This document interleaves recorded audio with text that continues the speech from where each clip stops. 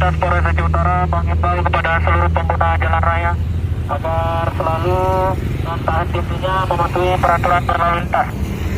Dikarenakan itu semua bukan untuk orang lain tapi untuk Anda pribadi, ya. Anda terjatuh di jalan raya, Anda yang merasakan. Jadi diharapkan kepada seluruh pengendara agar selalu mematuhi peraturan berlalu lintas. Tujuannya adalah untuk diri Anda sendiri.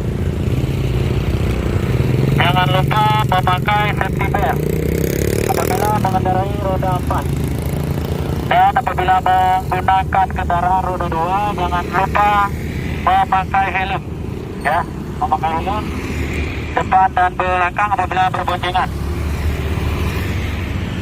Mungkin itu saja yang dapat kami sampaikan. Lebih dan kurang kami mohon maaf. Assalamualaikum warahmatullahi wabarakatuh.